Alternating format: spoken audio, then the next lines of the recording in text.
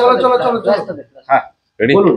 আচ্ছা, গতকালকে তো আপনাদের একটা মিটিং ছিল, ভোটাভুটিও ছিল, এই যে বাংলাদেশি টুরিস্টদের এখানে রাখা হবে, কি সিদ্ধান্ত হলো? গতকালকে আমরা অ্যাকচুয়ালি গত পরশুদিন একটা মিটিং এ আলোচনায় বসি এক্সিকিউটিভ কমিটিতে, এবং সেখানে আমাদের একতরফাই ডিসিশন হয়েছিল যে আমরা বাংলাদেশি টুরিস্ট আমরা রাখতে চাই না।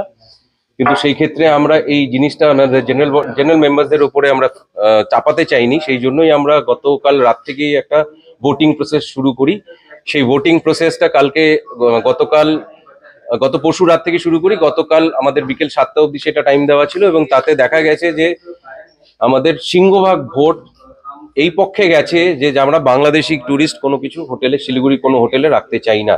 তাতে রেজাল্ট যেটা দেখেছি যে ওভার 90%, আমি 97% টু বি প্রেসাইজ বলছি, 97% অফ হোটেলিয়ার্স যারা বলেছে যে বা স্বীকৃতি দিয়েছে ভোটের মাধ্যমে যে তারা বাংলাদেশি কোনো টুরিস্ট শিলিগুড়ির কোনো হোটেলে রাখতে চান না। এটাই গতকালকে ডিসিশন হয়েছে, এবং সেই প্রেস রিলিজটা আমি আপনাদেরকে দিই। কি কারণে?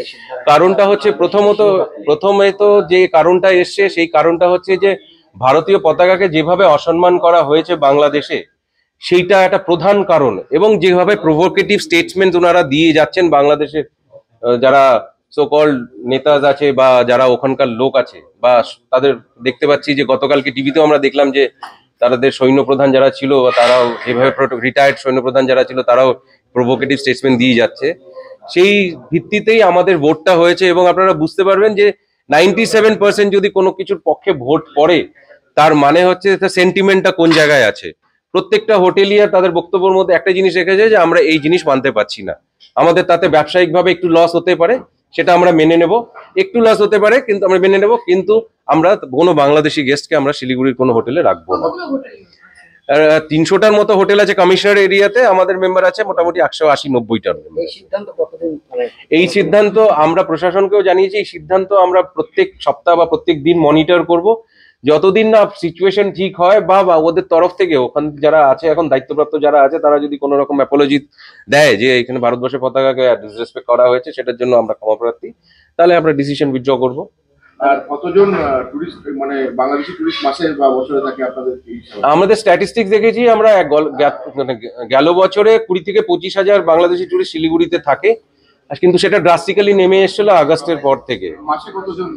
সেই হিসাবে মাসে 2000 হয়, কিন্তু সেটা এখন 300-400 জনে নেমে এসছে। এই মুহূর্তে 300-400 জন আছে না, এই মুহূর্তে তো আমি গতকাল যদি হিসেব দেখি তাহলে 10-15 জনই ছিল। আপনারা কি যারা বাংলাদেশি নাগরিক যারা আছে তাদেরকে ইনফর্ম করা হয়েছে বিষয়টা নিয়ে? না, আপনাদের মাধ্যমে তাদেরকে ইনফর্ম করতে চাইছি যে আপনারা এই জিনিসটাতে সজাগ থাকবেন যে শিলিগুড়িতে আসলে আপনাদের কিন্তু হোটেলে জায়গা হবে না। এটা আপনারা সেই ক্ষেত্রে প্রশাসনকেও, আপনাদের ওইখানকার প্রশাসনকে একটু চাপ দিন যাতে তারা যাতে কোনো ডিরেক্টিভ ইস্যু করে, তারা যাতে ক্ষমাপ্রার্থী হয় যেভাবে ইন্ডিয়ান ফ্ল্যাগকে ডিসরেসপেক্ট করা হয়েছে। বাংলাদেশি নাগরিকরা কি এখানে শর্ট স্টে বা বিচ স্টে করার জন্য এখানে আছে, মানে কিভাবে তারা থাকেন?